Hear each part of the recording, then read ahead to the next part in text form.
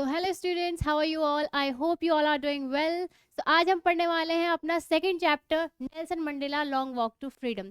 सो आज हम एक ऐसे शख्स के बारे में जानने वाले हैं जिन्होंने नफरत को नहीं बल्कि प्यार और इंसाफ को अपना हथियार बनाया, और इन्होंने जेल की दीवारों के पीछे रहकर भी अपनी सोच को आज़ाद रखा। मिस्टर नेल्सन रॉली लाला मंडेला। तो ये चैप्टर इन्हीं की ऑटोबायोग्राफी से लिया गया है। अब ऑटोबायोग्राफी क्या होती है? फर्स्टली सपोज करो अगर मैं किसी और की लाइफ के ऊपर एक बुक लिखती हूँ तो वो उनकी बायोग्राफी हो जाएगी, बट अगर मैं अपनी ही लाइफ के ऊपर खुद से एक बुक लिखूं तो वो मेरी ऑटोबायोग्राफी हो जाएगी। सो ये चैप्टर नेल्सन मंडेला की ऑटोबायोग्राफी से लिया गया है, इसलिए इस चैप्टर के ऑथर कौन हुए? यस, नेल्सन मंडेला ही इस चैप्टर के ऑथर होंगे, जिनका फुल नेम क्या है? नेल्सन रॉली लाला मंडेला। ओके, तो शुरू करते हैं। He was born on 18th of July 1918 and died on 5th of December 2013.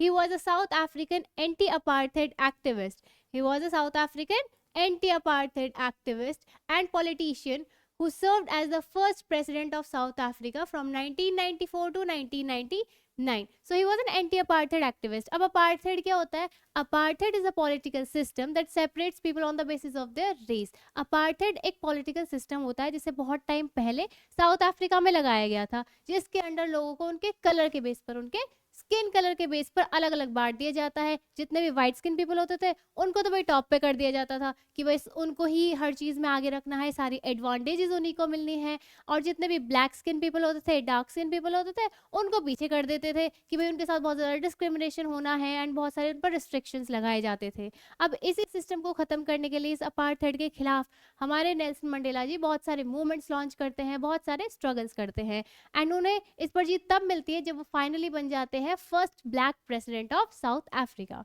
ठीक है, अब आगे देखते हैं। ओके, थीम देखते हैं। अब थीम ऑफ द स्टोरी क्या है? तो जैसे कि मैंने आपको बताया, ये चैप्टर नेल्सन मंडेला की ऑटोबायोग्राफी से लिया गया है, एंड इनकी ऑटोबायोग्राफी का नाम क्या है? Long walk to freedom. ठीक है, सो हम इंडियंस का जो स्ट्रगल था वो किसके खिलाफ था? ब्रिटिश रूल के खिलाफ, है ना। हमने ब्रिटिश रूल के खिलाफ कितने सारे संघर्ष किए, कितनी सारी लड़ाइयाँ लड़ी। वैसे ही जो साउथ अफ्रीका के लोग होते हैं उनका संघर्ष होता है इस अपार्थेड सिस्टम के खिलाफ। वो इस अपार्थेड के खिलाफ बहुत सारे स्ट्रगल्स करते हैं, बहुत कुछ सफर करते हैं।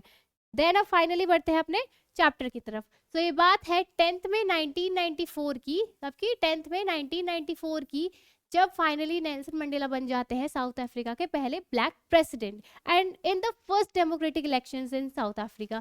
साउथ अफ्रीका के पहले डेमोक्रेटिक इलेक्शंस हुए थे, तब जाके नेल्सन मंडेला जी वहाँ के पहले ब्लैक प्रेसिडेंट बने। और ये जिनका संघर्ष था ना कॉमन मैन से एक प्रेसिडेंट बनने का साउथ अफ्रीका का, बिल्कुल भी ईजी नहीं होता है। बहुत सारे स्ट्रगल्स उन्होंने किए थे, बहुत लड़ाइयाँ उन्होंने लड़ी हैं, एंड इवन वो पूरे 30 साल अपने जीवन के पूरे 30 ईयर्स जेल में बिता के आए हैं, बट उन्होंने फिर भी हार नहीं मानी। वो फ्रीडम के लिए लड़ते रहे, अपने देश के लोगों के लिए लड़ते रहे। एंड यहाँ पर आप एक पिक्चर देख सकते हो, ये वो जगह है जहाँ पर उनकी ओथ लेने वाली सेरेमनी यानी कि प्लेज टेकिंग सेरेमनी होती है। जैसे हमारे यहाँ पर जब भी कोई न्यू सीएम या पीएम बनते हैं, कोई भी न्यू प्रेसिडेंट या प्राइम मिनिस्टर बनते हैं, तो वो प्लेज लेते हैं, शपथ लेते हैं ना कि भाई हम अपनी ड्यूटी को बिल्कुल ऑनेस्टी के साथ फुलफिल करेंगे, अपनी देश की सेवा करेंगे। सो वैसे ही जब नेल्सन मंडेला साउथ अफ्रीका के पहले ब्लैक प्रेसिडेंट बनते हैं, सो उनकी भी ओथ टेकिंग सेरेमनी होती है। एंड कहाँ पर होती है? Union building amphi theatre in Pretoria. Pretoria एक जगह है साउथ अफ्रीका में जहाँ पर ये एम्फी थिएटर सिचुएटेड है। अब एम्फी थिएटर क्या होता है? जैसे हमारे यहाँ पे स्टेडियम्स होते हैं ना, जैसे क्रिकेट स्टेडियम हो गया एग्जाम्पल के तौर पर, तो उसमें कैसे स्टेप्स में सीट्स लगी हुई होती है ऑडियंस के लिए, ताकि वो अच्छे से पूरा व्यू देख पाए। वैसे ही एम्फी थिएटर में भी ऐसे स्टेप्स में सीट्स लगी हुई होती है, ताकि जो इतने भी ऑडियंस आए हैं, जितने भी लोग वहाँ पर आए हैं, वो पूरे व्यू को अच्छे से देख पाए, एंजॉय कर पाए पूरे प्रोग्राम को। एंड जो हमारा डिफरेंस क्या होता है इन दोनों के बीच? हमारा जो स्टेडियम होता है वो बिल्कुल फुल सर्कल में होता है ना, चारों तरफ सीट्स होती है, लेकिन एम्फी थिएटर हाफ सर्कल में होता है। एंड एम्फी थिएटर की ना छत नहीं होती, रूफ नहीं होती है, बिल्कुल ओपन एरिया में होता है। एंड आज के टाइम पर यहाँ पर नेल्सन मंडेला जी की एक स्टैचू भी लगाई गई है उनकी याद में। ठीक है, उस टाइम पर वो पहले ब्लैक प्रेसिडेंट बनते हैं, एंड जो अपार्थेड सिस्टम चल रहा था ना इतने टाइम से, उसको अबॉलिश कर देते हैं, खत्म कर देते हैं। एंड उनकी जो कंट्री है उसमें क्या आ जाती है? इक्वालिटी एंड डेमोक्रेसी एस्टेब्लिश करते हैं, जिस बात से सभी लोग बहुत ज़्यादा खुश थे। एंड नेल्सन मंडेला जी अपनी ऑटोबायोग्राफी में बताते हैं कि उस दिन ना 10th मई के दिन जब उनकी इनॉग्रेशन सेरेमनी थी, 140 से ज़्यादा देशों से, 140 पीपल नहीं कह रही हूँ, पर्सन नहीं कह रही हूँ मैं, 140 से ज़्यादा कंट्रीज से बड़े बड़े लीडर्स, पॉलिटिशियंस, डिग्नेटरीज आते हैं उनकी उस विक्ट्री में शामिल होने के लिए, उन खुशियों में शामिल होने के लिए। एंड जितने भी उनकी जो पॉपुलेशन थी कंट्री की, सभी लोग बहुत ज़्यादा खुश होते हैं कि फाइनली अपार्थाइड जैसा सिस्टम जिसकी वजह से लोग एक दूसरे को इतना ज़्यादा हेट करते थे, डिस्क्रिमिनेट करते थे, वो फाइनली ख़त्म हो गया है। एंड 1 लाख से ज़्यादा, more than 1 lakh people, men, women and children were dancing and they were singing over there in that amphitheater, and सब लोग बहुत ज़्यादा खुश होते हैं। एंड नेल्सन मंडेला जी ने वहाँ पे कहते हैं कि ये ना रेनबो गैदरिंग थी। एक रेनबो गैदरिंग से क्या मतलब है कि जब तक ये सिस्टम खत्म नहीं हुआ था ना, अपार्थाइड खत्म नहीं होता था, उससे पहले सिर्फ वाइट्स को अलाउ किया जाता था कि जितने भी वाइट स्किन पीपल है ना, सिर्फ वही आ सकते हैं उस एम्फी थिएटर में, उनकी ही गैदरिंग पॉसिबल है, अदरवाइज किसी और को अलाउ नहीं करते थे। लेकिन अब क्योंकि अपार्थाइड तो खत्म हो गया है, सबको अलाउ कर दिया जाता है वहाँ आने के लिए, चाहे वो ब्लैक स्किन है, चाहे वो डार्क स्किन है, वाइट स्किन है, किसी भी जेंडर के हैं, रिलीजन के हैं, कास्ट के हैं, कुछ मैटर नहीं करता, सब लोग इक्वल हैं, बराबर हैं, कोई भी वहाँ पर आ सकता है। एंड सब लोग बहुत ज़्यादा हैप्पी होते हैं, खुशियाँ मना रहे होते हैं। ठीक है, फिर यहाँ पर आप सेकंड पिक्चर देख सकते हो। यहाँ पर नेल्सन मंडेला जी अपनी बेटी के साथ दिखाई दे रहे हैं। इनका नाम क्या है? ज़ेनानी नाम है, इनकी डॉटर है ये। तो ये भी उस दिन अपने फादर के साथ आई थी उस इनॉग्रेशन सेरेमनी में, वो भी इंजॉय करती है बहुत ज़्यादा एंड हैप्पी होती है सभी लोगों की तरह। एंड फाइनली उनकी शुरू होती है प्लेज लेने वाली प्रक्रिया, यानी कि शपथ लेना सब लोग शुरू करते हैं 1 बाय 1। पहले कौन जाते हैं? मिस्टर डी क्लर्क, जो कि बने थे उनके second deputy president of south Africa. ठीक है, पहले वो जाते हैं, वो अपनी प्लेज लेते हैं। एंड फिर उनके बाद जाते हैं फर्स्ट डेप्यूटी प्रेसिडेंट थाबो मबीकी। ठीक है, वो जाते हैं, वो अपनी प्लेज लेते हैं। एंड फिर उनके बाद फाइनली जाते हैं हमारे first black president of south Africa mister Nelson Mandela. वो जाते हैं, वो अपनी प्लेज लेते हैं। तो पहले तो सभी को, जितने भी इंटरनेशनल गेस्ट आए थे वहाँ पर उनकी विक्ट्री में शामिल होने के लिए, उनकी खुशियों में शामिल होने के लिए, उन सबको थैंक यू करते हैं एंड कहते हैं कि हम अपनी ड्यूटी को फुल्ली ऑनेस्टी के साथ बिल्कुल फॉलो करेंगे, मतलब अपनी ड्यूटीज़ को निभाएंगे, अपनी कंट्री के लिए फुल्ली डिवोटेड रहेंगे। एंड जो हमारे कॉन्स्टिट्यूशन के रूल्स हैं सभी को बिल्कुल फॉलो किया जाएगा, और भी किया जाएगा हमारे कॉन्स्टिट्यूशन को। जैसे हमारे इंडिया का कॉन्स्टिट्यूशन है ना, हम सभी रूल्स को फॉलो करते हैं, वैसे ही साउथ अफ्रीका में भी वही डेमोक्रेसी वाला रूल आ जाता है कि भाई जितने भी कॉन्स्टिट्यूशन के रूल है सबको बिल्कुल अच्छे से फॉलो करना है, कोई भी किसी को ऑप्रेस नहीं करेगा, किसी के साथ कोई डिस्क्रिमिनेशन नहीं होने वाला है अब से। ठीक है, तो नेल्सन मंडेला जी कहते हैं कि हमारे कॉन्स्टिट्यूशन को बिल्कुल अच्छे से ऑबे किया जाएगा, रूल्स को फॉलो किया जाएगा। और इतने टाइम से जो अपार्थाइड चला रहा था, अपार्थाइड को उन्होंने क्या बोला है? एक्स्ट्रा ऑर्डिनरी ह्यूमन डिजास्टर बोल दिया है उन्होंने। यहाँ पर अपार्थाइड को क्या बोला है? Extra ordinary human disaster, human disaster. ठीक है, तो उन्होंने बोला ये जो इतने टाइम से चला आ रहा है ना, ये एक्स्ट्राऑर्डिनरी ह्यूमन डिजास्टर, अपार्थाइड वाला सिस्टम, इसको फाइनली हम अबॉलिश कर रहे हैं, खत्म कर रहे हैं। अब किसी को कोई भी ऑप्रेस नहीं करेगा, परेशान नहीं करेगा, डिस्क्रिमिनेट नहीं करेगा उनके कलर के बेस पर, उनके जेंडर के बेस पर, कास्ट के बेस पर, रिलीजन के बेस पर, किसी भी ऐसे बेसिस पर। ठीक है, सब लोग बराबर है, इक्वल है, डेमोक्रेसी आएगी हमारी कंट्री में। एंड वो कहते हैं इस अपार्थाइड की वजह से इतने टाइम से चला आ रहा है ये।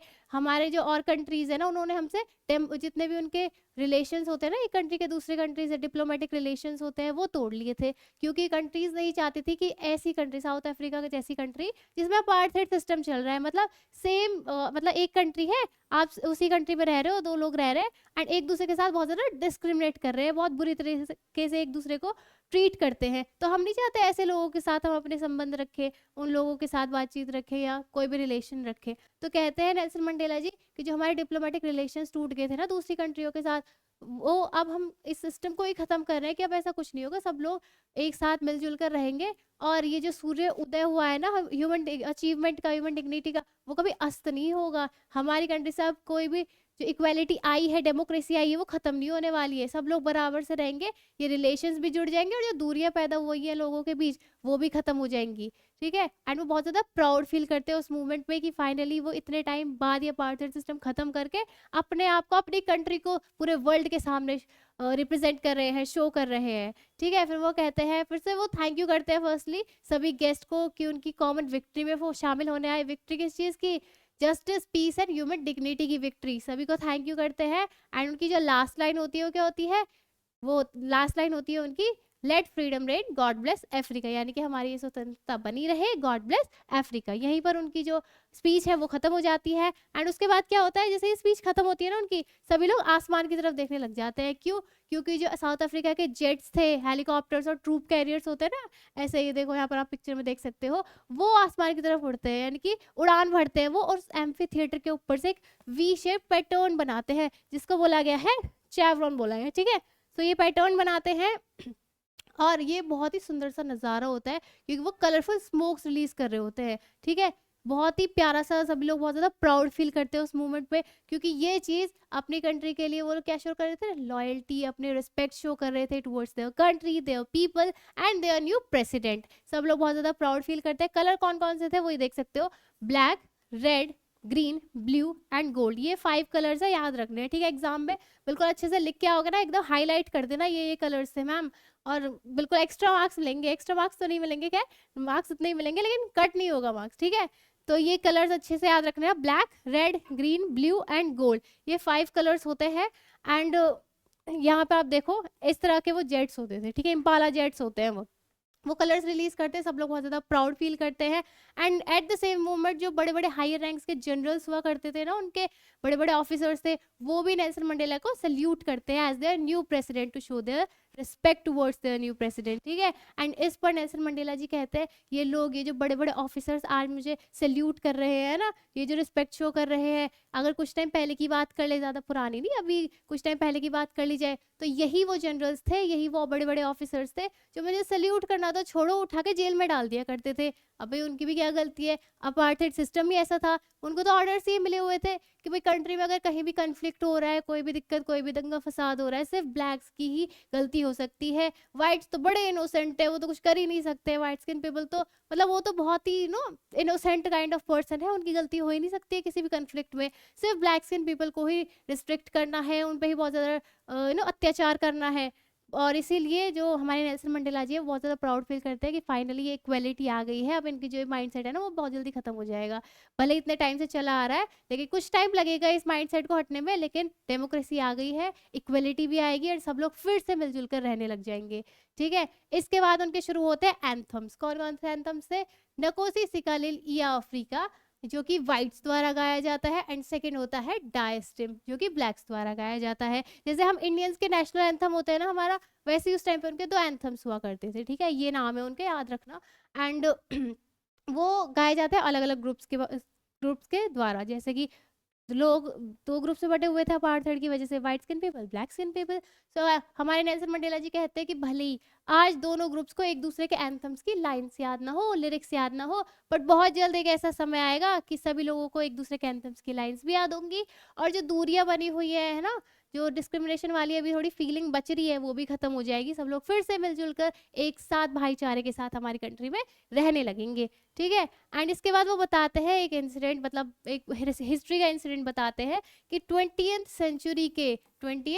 सेंचुरी के फर्स्ट डिकेड की बात है, फर्स्ट डिकेड की, तब एक एंग्लो बॉर वॉर हुआ था, ठीक है। क्या हुआ था? एंग्लो बॉर वॉर हुआ था, जिसकी वजह से उसके कुछ ही टाइम बाद, इस एंग्लो बॉर वॉर के कुछ ही सालों बाद, यह अपार्थाइड सिस्टम लगा दिया गया था साउथ अफ्रीका में, ठीक है। जिसकी वजह से लोग जो अब तक बहुत ही भाईचारे के साथ मिलजुल कर इस कंट्री में रह रहे थे, एक दूसरे के साथ डिस्क्रिमिनेशन करने लग जाते हैं, बहुत बुरी तरह एक दूसरे को ट्रीट करने लग जाते हैं, उनके कलर के बेस पर, उनकी कास्ट के बेस पर, एंड ऐसे जो चीज़ें मैटर नहीं करती है उन पे, उनके बेस पर एक दूसरे को ऐसे ट्रीट करने लग जाते हैं, जो कि बहुत गलत बात थी, है ना। लेकिन अब वो कह रहे हैं कि इतने टाइम पहले वो लगा था, और उस टाइम पे तो हमारे नेल्सन मंडेला का जन्म भी नहीं हुआ था, देखो इतने टाइम पहले लग गया था ये अपार्थाइड। एंड अब क्या टाइम चल रहा है, यानी कि जब वो अपनी ऑटोबायोग्राफी में ये लिख रहे हैं, उस टाइम पे जो चल रहा था ना, उस टाइम पे टाइम क्या था, मतलब उस टाइम पे था 20th सेंचुरी का लास्ट डिकेड। कौन सा डिकेड? लास्ट डिकेड चल रहा है, ठीक है। एंड एज अ मैन, जो नेल्सन मंडेला जी है उनका चल रहा है, नेल्सन मंडेला का 8th डिकेड चल रहा है। 8th डिकेड से क्या मतलब है भाई, यहाँ पर एक तरह से आप समझ सकते हो उनकी एज बताई जा रही है, यानी कि जो उनकी एज थी ना, समथिंग 70s के अराउंड थी, 70 to 79 के बीच में, ठीक है। एंड डिकेड क्या होता है, टाइम ऑफ 10 ईयर्स, ठीक है। सो उनकी एज ये थी उस टाइम पे। तो बताते हैं नेल्सन मंडेला जी कि आप देखो 20th सेंचुरी का लास्ट डिकेड आ गया, मेरा ऐसे में 8 डिकेड आ गया, इतने टाइम बाद, इतने लंबे समय बाद ये अपार्थाइड खत्म हुआ है, इतने जनरेशन्स ने ये चीज झेली है, इतने लोगों ने इस चीज से सफर किया है, पर भले ही इतना टाइम लग गया हो, इतनी जनरेशन्स लग गई हो, पर अब समय आ गया है कि अपार्थाइड खत्म हो गया है, और बहुत ही जल्द कुछ सालों में ही देखना सब लोग फिर से उसी भाईचारे के साथ, उसी एकता से हमारी कंट्री में रहने लगेंगे। एंड फिर उसके बाद वो बताते हैं, उसके बाद वो क्या कहते हैं, the history was the respect of countless sacrifices made by Mandela's people whose suffering and bravery were इमेंसुरेशन। यानी कि ये जो दिन आया है ना, ये अपार्थाइड खत्म हो गया है जो फाइनली आज के दिन, इतनी आसानी से नहीं आ गया है ये दिन। मतलब बहुत हजारों लोगों ने इस चीज के लिए सेक्रीफाइस किए हैं, हजारों लोगों ने कुर्बानियां दी हैं इस दिन के लिए, बहुत सारे संघर्ष किए हैं, बहुत सारी लड़ाइयाँ लड़ी है। एंड वो अपने पेट्रियट्स को याद करते हैं, उन फ्रीडम फाइटर्स को याद करते हैं जिन्होंने बहुत सारे स्ट्रगल्स किए हैं इस दिन के लिए, ठीक है। कौन कौन थे वो, उनके कुछ नाम भी दिए हैं आपके एनसीईआरटी बुक में, ये पिक्चर भी दी हुई है। सो कौन कौन थे, Oliver Tambo, Walter Sisulu, Chief Luthuli, and if I'm pronouncing it wrong then I'm sorry, you can see, you can take a screenshot also, but आपकी एनसीईआरटी में भी ये पिक्चर दी हुई है। सो इन सभी को वो याद करते हैं एंड कहते हैं कि काश अगर वो आज यहाँ होते तो मैं उनको पर्सनली थैंक यू कर पाता एंड अपनी रिस्पेक्ट शो कर पाता। एंड इवन अगर वो खुद यहाँ पर होते ना, बहुत ज़्यादा खुश होते, बहुत ही ज़्यादा प्राउड फील करते कि फाइनली उन्होंने जितने एफर्ट्स किए, इतनी लड़ाइयाँ लड़ी हैं, इतने सेक्रीफाइसेस किए हैं, वो फाइनली उनके स्ट्रगल्स ना रंग लाए हैं। यानी कि उनकी जो कंट्री है ना साउथ अफ्रीका, वो डेमोक्रेट हो गई है, डेमोक्रेट हो गई है, फ्रीडम आ गई है उनकी कंट्री में, इक्वलिटी एस्टेब्लिश हो गई है भाई, है ना। इसलिए इसी दिन के लिए तो वो इतना संघर्ष कर रहे थे, इतनी मेहनत कर रहे थे, अब फाइनली ये दिन आ गया, तो बहुत ज़्यादा प्राउड का दिन होता है सभी के लिए। सो नेल्सन मंडेला जी अपने सभी फ्रीडम फाइटर्स को, सभी साथियों को बहुत ज़्यादा याद करते हैं इस दिन। एंड वो कहते हैं कि मेरे अगर कंट्री की बात किया जाए ना, तो मेरी साउथ अफ्रीका कंट्री में ना जेम्स और मिनरल्स तो भरपूर है, किसी चीज़ की कमी नहीं है भैया। लेकिन अगर असली वेल्थ की बात की जाए, असली संपत्ति की बात की जाए ना, तो मेरी कंट्री की, साउथ अफ्रीका कंट्री की ना असली वेल्थ, असली संपत्ति है मेरे यहाँ के लोग, यानी कि पीपल ऑफ साउथ अफ्रीका, मेरे लिए असली वेल्थ है मेरी कंट्री की, ठीक है। और कुछ नहीं, ये जेम्स वगैरह मिनरल्स वगैरह कुछ नहीं है, ठीक है। फिर वो बताते हैं अपने एक इंसिडेंट के बारे में। पहले वो बताते हैं करेज की रियल डेफिनेशन क्या होती है। वो उन्होंने इतने साथ संघर्ष करा, बहुत सारे साथी भी थे उनके संघर्ष में, तो वो कहते हैं मैंने अपने साथियों से ये चीज़ सीखी है कि असली संघर्ष, असली करेज क्या होता है। ये बहुत इंपॉर्टेंट टॉपिक है, ध्यान से सुनना, ठीक है। रियल मीनिंग ऑफ करेज क्या होता है, तो बताते हैं यहाँ पर, करेज वो नहीं है जो लोग कहते हैं ना कि भाई हमें तो किसी चीज़ से डर ही लगता, हम तो डरते ही नहीं है भाई किसी चीज़ से, वो असली करेज नहीं है, वो असली साहसी व्यक्ति नहीं है। असली करेज तो वो है जब आप अपने डर पर काबू पा लेते हैं, अपने डर पर विक्ट्री पा लेते हैं, है ना, डर से जीत पा लेते हैं, वो असली करेज है और वो असली साहसी व्यक्ति है, वो असली वीरता होती है। वो नहीं जो कहते कि हम डरते ही नहीं है किसी चीज से, हमें तो डर ही नहीं लगता, नहीं नहीं, वो नहीं होता, ठीक है। समझ आया असली करेज का मीनिंग क्या होता है, बहुत इंपॉर्टेंट है, क्वेश्चन आता है डेफिनेटली, याद रख लेना, ठीक है। यहाँ पर एक पूरा दिया गया है पैराग्राफ इसी चीज के बारे में, so you can take the screenshot if you want of this also, ठीक है। करेज का बता दिया। फिर वो बताते हैं कि लव और हेट के बारे में। वो कहते हैं कि लव यानी कि प्यार जो है ना, वो तो हमारे अंदर जन्म से ही होता है। यानी कि जब कोई बच्चा पैदा होता है वो थोड़ा ना हेट करना सीख जाता है, बचपन से थोड़ा सीख के आ रहा है हेट, कि भाई किसको डिस्क्रिमिनेट करना है, कौन काला है, कौन गोरा है, कौन किस जेंडर का है, किस रिलीजन का है, किस कास्ट का है, उसे थोड़ी ना पता है। वो तो सभी से प्यार से ही रहता है, सभी के प्रति उसके लिए प्यार वाली भावना होती है, लव वाली फीलिंग होती है ना। लेकिन हेट इस सोसाइटी में आके सीखता है, यहाँ के जो लोग हैं ना वो उसे सिखाते हैं हेट करना, कि किससे डिस्क्रिमिनेट करना है, किसके साथ गलत व्यवहार करना है, जो कि बहुत गलत चीज़ है। अगर तुम हेट सिखा सकते हो तो प्यार तो उनके अंदर आता ही है, नेचुरली फीलिंग है वो, तो प्यार करना और सिखाओ ना यार। प्यार करोगे, प्यार करना सिखाओगे बच्चों को, तभी तो हमारी जो पूरी दुनिया है, पूरा वर्ल्ड है, कितना अच्छा हो जाएगा, कितने अच्छे लोग होंगे सभी जगह, है ना। ये हेट करने वाली तो बिल्कुल नहीं है ना, हमें अंदर, हमारे अंदर हेट वाली फीलिंग होनी चाहिए ना, औरों को सिखानी चाहिए, आगे आने वाली जनरेशन को तो बिल्कुल नहीं सिखाना है। समझ आया। फिर वो अपने एक इंसिडेंट के बारे में भी बताते हैं कि जब वो 30 साल जेल में रहे हैं ना, तो उन्हें बहुत ज़्यादा टॉर्चर किया जाता था, बहुत ज़्यादा मारते थे, वहाँ पे पीटते थे। और जो एक गार्ड होते थे उस प्रिजन के, कौन होते थे, गार्ड थे, तो वो ना उन्हें देखते रहते थे कि बहुत ज़्यादा प्रताड़ित किया जा रहा है, बहुत ज़्यादा मारा पीटा जा रहा है, तो उन्हें भी दया आ जाती थी मारते-मारते कि भई कितना मारोगे, है तो ये भी इंसान ही, है ना? इतना नहीं मारना चाहिए, दया कर लो, थोड़ा छोड़ देते हैं हम, है ना? तो वो देखकर नेल्सन मंडेला को ये एक तरह से मोटिवेशन का काम करती थी कि भई उनको भी तो दया आ रही है, उनके अंदर भी तो फीलिंग है, इंसानियत है भी उनके अंदर, ऐसा नहीं है कि मतलब उनके अंदर इंसानियत ही खत्म हो गई है ये सब आर्ट की वज़ह से। नहीं, नहीं, नहीं, उनके अंदर भी फीलिंग है, इंसानियत बची हुई है और इसीलिए हमें लड़ते रहना है, फ्रीडम की लड़ाई छोड़नी नहीं है, ठीक है? फ्रीडम के लिए हम लड़ते रहेंगे एंड ये उन्हें फ्यूल अप करता था कि भई लड़ना है और फ्रीडम लानी है, अपनी कंट्री में इक्वालिटी ला के रहेंगे हम, ठीक है? एंड ये जो था ना इतना तगड़ा मोटिवेशन था उनके लिए, इतना मस्त मोटिवेशन होता है कि 30 साल जेल में रहे हैं वो, 30 साल कम टाइम नहीं होता है, बहुत बड़ा नंबर है ये, 30 इयर्स, ठीक है? बट फिर भी उन्होंने अपनी जो लड़ाई है ना, अपना जो मोटिवेशन है, अपना जो गोल है फ्रीडम लाने का, इक्वलिटी लाने का अपनी कंट्री में, वो छोड़ा नहीं, वो लड़ते रहे, जेल से बाहर आए, फिर से मूवमेंट शुरू करी, फिर से लड़ाइयाँ शुरू करी, फिर से शुरू हो गए अपनी इक्वलिटी लाने के लिए अपनी कंट्री में। तो वो कहते हैं कि अभी भी इंसानियत बाकी है, वो तो बस उनके ऊपर ऑर्डर्स है, ऊपर से दबाव आया हुआ है कि इनको बहुत ज़्यादा प्रताड़ित करो, बहुत ज़्यादा टॉर्चर करो, इसलिए हम पे ये इतना ज़्यादा अत्याचार कर रहे हैं, है ना? वरना ये भी अंदर से नहीं चाहते कि दूसरों को परेशान किया जाए। ठीक है, समझ आया यहाँ पे? फिर वो बताते हैं हंगर के बारे में। पहले वो बताते हैं ड्यूअल ऑब्लिगेशंस क्या होती हैं। ड्यूअल ऑब्लिगेशंस यानी कि ड्यूटीज़ क्या होती हैं किसी भी इंसान की अपनी लाइफ में क्या होती है, ठीक है? तो 2 ड्यूटीज़ होती है, पहली होती है उनकी फैमिली के प्रति, अपनी फैमिली के प्रति एंड दूसरी होती है उनकी कम्युनिटी या कंट्री के प्रति, ठीक है? तो कोई भी इंसान है तो उनकी 2 ड्यूटीज़ है वही लाइफ में, ठीक है? एक तो फैमिली के लिए अपनी सारी उनकी नीड्स फुलफिल करनी है, सारी ड्यूटीज़ फुलफिल करनी है एंड दूसरी कम्युनिटी और कंट्री के प्रति। तो नेल्सन मंडेला जी कहते हैं कि अगर नॉर्मल सोसाइटी की बात की जाए, किसी और कंट्री की बात कर लेना, तो दोनों ही ड्यूटीज़ को फुलफिल करना कोई बड़ी बात नहीं है, ठीक है? कोई भी इंसान दोनों ड्यूटीज़ को आराम से फुलफिल कर सकता है। लेकिन अगर हम साउथ अफ्रीका की बात करें ना, यहाँ की ऐसी सोसाइटी की जहाँ पर अपार्थाइड सिस्टम लगा हुआ है, तो इन दोनों ड्यूटीज़ को फुलफिल करना तो मानो नामुमकिन सी बात है, बहुत ही चैलेंजिंग टास्क है। क्योंकि जैसे नेल्सन मंडेला जी ने कोशिश की थी दोनों ड्यूटीज़ को फुलफिल करने की। पहले उन्होंने अपनी फैमिली की सारी नीड्स को फुलफिल करना चाहा, उनका मतलब अपनी फैमिली के प्रति जितनी भी उनकी ड्यूटीज़ थी सारी फुलफिल की उन्होंने। लेकिन उस टाइम पे वो अपनी कंट्री की तरफ ध्यान नहीं दे रहे थे, अपनी कम्युनिटी की उन पे कोई ड्यूटी नहीं थी। लेकिन जब उन्होंने देखा कि अपनी कंट्री के प्रति भी तो मेरी ड्यूटीज़ है, अपनी कम्युनिटी के लिए भी तो बहुत सारी ड्यूटीज़ फुलफिल करनी है मुझे, है ना? तो जैसे ही उन्होंने आवाज़ उठानी चाही एंड इक्वलिटी लाने की कोशिश की, तो उन्हें क्या कर दिया, उठा के जेल में डाल दिया 30 साल के लिए। कितने साल के लिए? 30 साल के लिए। ये नंबर बहुत याद रखना, लिख के आ रहा है, बिल्कुल हाईलाइट कर देना एग्जाम में, ठीक है? ताकि एग्जामिनर को चेक जो करेंगे हमारे एग्जाम्स, उनको भी ये लगे कि हाँ बच्चा पढ़ के आया है, नॉलेज है, ठीक है? नंबर मिलेंगे फुल बढ़िया वाले। तो यहाँ पर नेल्सन मंडेला जी कहते हैं कि मुझे तो जेल में उठा के डाल दिया भैया, है ना? अब कोई इंसान जेल में है तो वो अपनी फैमिली की कैसे नीड्स फुलफिल करेगा? वो तो अपनी फैमिली से ही दूर हो गया है, सारे कनेक्शन ही उसके वहाँ पर कट गए हैं। तो वो कहते हैं कि ऐसी कंट्री में जहाँ पर अपार्थाइड सिस्टम चल रहा है, वहाँ पर दोनों ड्यूटीज को फुलफिल करना तो मानो नामुमकिन सी बात है, इम्पॉसिबल सा टास्क है ना?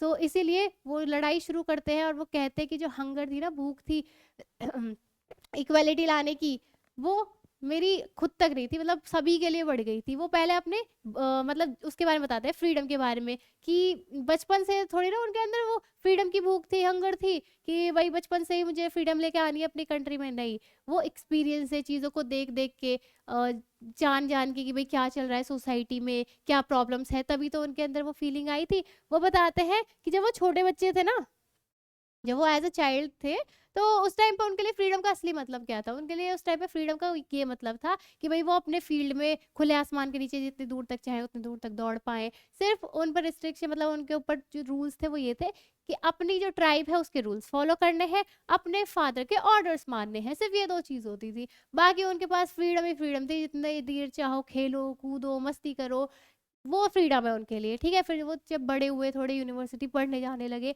सो उस टाइम पे उनके लिए क्या फ्रीडम हुई, उस टाइम पे उनके लिए फ्रीडम होती थी कि भई मुझे बाहर रहना है, लेट तक मैं लेट नाइट तक बाहर रह सकता हूँ, वो फ्रीडम हो गई। जितनी दूर चाहो मतलब घूम फिर के आ सकता हूँ, वो हो गई। एंड उनके लिए और क्या थी कि जो चाहो मैं वो पढ़ सकता हूँ, ठीक है? ये 2-3 चीज़ें होती थी फ्रीडम के लिए, वो उनके लिए फ्रीडम हो गई। और उसके बाद जब और आगे लाइफ में बढ़े, आगे एज बढ़ी, तो उनकी शादी हो जाती है, फिर उनकी फैमिली होती होती है, उनकी नीड्स फुलफिल करने लगते हैं वो, तो वो फ्रीडम होगी। लेकिन फिर उन्हें धीरे धीरे पता चलता है कि फ्रीडम ये नहीं है, उन पे तो बहुत सारे रिस्ट्रिक्शंस लगे हुए हैं। एंड उन पे ही नहीं, उनके सभी बहन भाइयों पर, उनकी पूरी कम्युनिटी पर, पूरी मतलब कंट्री के बहुत से लोगों पर, यानी कि मान लो पूरी कम्युनिटी जितने भी डार्क स्किन पीपल है, उन सब पे बहुत सारे रिस्ट्रिक्शंस लगे हुए हैं, बहुत सारे उन पे ना डिस्क्रिमिनेट किया जा रहा है, बहुत सारी चीज़ों में, बहुत सारी चीज़ों से दूर रखा जा रहा है, रोका जा रहा है ना। अगर वो किसी भी चीज़ के खिलाफ आवाज़ उठाने जाए तो उनको जेल में डाल देते हैं उठाकर, है ना, जो कि बहुत गलत चीज़ है। तो उन्हें ये चीज़ समझ आए कि ये फ्रीडम की लड़ाई तो लड़नी है भाई, फ्रीडम लानी है तो लड़ना पड़ेगा। एंड ये जो हंगर थी ना फ्रीडम के लिए, वो एक इंसान की नहीं थी, वो पूरी कंट्री के लिए थी, सभी लोगों के लिए, उनके सारे भाई बहनों के लिए। सारे भाई बहन मतलब पूरी कंट्री के लोग को ही वो बोलते हैं कि मेरे जितने भी भाई बहन है ना इस कंट्री के, सभी के लिए लड़ाई शुरू हो जाती है फिर उनकी। ठीक है, वो कहते हैं कि उन्होंने एक अच्छे खासे इंसान को ना क्रिमिनल बना दिया है। वो एक लॉयर थे बाय प्रोफेशन, क्या थे उनका प्रोफेशन था, एक लॉयर का था। ठीक है, तो वो कहते हैं जो लॉ मानने वाला लॉयर था ना इस अपार्थाइड सिस्टम ने उसको एक क्रिमिनल बना के रख दिया है। जो इंसान अपनी फैमिली की नीड्स फुलफिल करता था, एक फैमिली के साथ अच्छा खासा मतलब फैमिली का मेंबर था, उसको अब देश को रिप्रेजेंट करने वाला इंसान बना दिया है। बहुत ज़्यादा बुरे तरीके से वो लोग उनसे ट्रीट करते हैं कि वाइट स्किन पीपल जो होते हैं बहुत सारे रिस्ट्रिक्शंस लगा दिए जाते हैं, फैमिली से ही दूर कर दिया है। सो ये चीज़ बहुत गलत है, ऐसा नहीं करना चाहिए। वो कहते हैं कि ये जो चेन्स मतलब सलाखें जो है वो किसी एक पर नहीं, वो पूरी कम्युनिटी पर है। अगर पूरी कम्युनिटी पर है तो मेरे ऊपर भी है, और मैं लड़ूंगा इस चीज़ के लिए, फ्रीडम के लिए लड़ना है एंड पीछे नहीं हटूंगा, देखना। ठीक है, इक्वालिटी ला के रहनी है मुझे। फिर वो बताते हैं ऑप्रेसर और ऑप्रेस्ड के बारे में। ठीक है, ऑप्रेसर और ऑप्रेस्ड के बारे में क्या बताते हैं, वो कहते हैं, यहाँ पर आप देखो, यहाँ पे मैंने ये चीज लिख भी नहीं है, हाईलाइट कर दी है। That drove a law abiding attorney, attorney मतलब लॉयर। ठीक है, उनका प्रोफेशन होता है ये। सो लॉ अबाइडिंग यानी कि जो लॉ जो रूल्स होते हैं उनको फॉलो करने वाला लॉयर है, उसको बना दिया है क्रिमिनल। एक फैमिली लविंग हस्बैंड को मैन विदाउट होम बना दिया है। एक लाइफ लविंग मैन को एक मॉन्क, मॉन्क मतलब कौन होता है, साधु संत जो होते हैं। ठीक है, वो बना दिया है। फिर मैं आपको बता रही थी ऑप्रेसर और ऑप्रेस्ड के बारे में। वो कहते हैं कि ऑप्रेसर कौन होता है, ऑप्रेसर वो है भैया जो अत्याचार कर रहा है किसी पे। ठीक है, ऑप्रेसर वो हो गया। ऑप्रेस्ड कौन है, ऑप्रेस्ड जिसपे हो रहा है अत्याचार। तो वो कह रहे हैं ऑप्रेस्ड हो या ऑप्रेसर हो, दोनों की ही उनसे फ्रीडम छीन ली गई है। कोई भी खुश नहीं है, कोई भी फ्री नहीं है, कोई अपनी खुशी से दूसरे को परेशान नहीं कर रहा है, टॉर्चर नहीं कर रहा है। उन पे तो तुमने दबाव डाल रखा है, ये ऑर्डर्स दे रखे हैं फालतू के भी, अपार्थाइड की वजह से उनको बहुत ज्यादा बुरी तरीके से ट्रीट करो, उनको बहुत ज्यादा मारो पीटो, उनको टॉर्चर करो, है ना। तो अगर कोई किसी को टॉर्चर कर रहा है, कोई किसी को ऑप्रेस कर रहा है, तो उसकी भी फ्रीडम छीन ली जाती है, उसकी भी फ्रीडम छिन जाती है। उसकी भी इंसानियत पे मतलब बहुत ज्यादा गिल्ट पैदा हो जाता है उसके अंदर कि भाई तुम किसी को मार रहे हो, तो अंदर से बहुत ज्यादा गिल्ट होता है ना कि क्यों मार रहे हैं हम। भले ही वो ऊपर से ऑर्डर्स है, ड्यूटीज हैं, लेकिन हमारे अंदर भी आफ्टर ऑल इंसानियत रहती है ना। तो नेल्सन मंडेला जी कहते हैं ऑप्रेस्ड हो या ऑप्रेसर हो, दोनों की ही फ्रीडम छिन गई है इस अपार्थाइड की वजह से। ठीक है, लेकिन अब फाइनली अपार्थाइड खत्म हो गया, सब लोग बराबर हो गए, इक्वलिटी पर आ गए। अब कोई किसी को ना ये जो फालतू के बेसिस है, यानी कि उनका रिलीजन, कास्ट, कलर, ये सब चीजें, इन पे कोई, इनके बेस पर किसी को भी कोई डिस्क्रिमिनेट नहीं कर पाएगा, कोई किसी के साथ भेदभाव नहीं करेगा, सब बराबर है, इक्वालिटी पर आ गया, डेमोक्रेसी हमारी कंट्री में आ गई है। ठीक है, एंड यहीं पर हमारा जो चैप्टर है ना वो फिनिश हो जाता है। आई होप ये चैप्टर आपको अच्छे से समझ आ गया होगा। कोई भी डाउट है you can ask me in the comment section, and फिर हम मिलेंगे किसी और चैप्टर और पोएम के साथ। So till then bye bye, take care.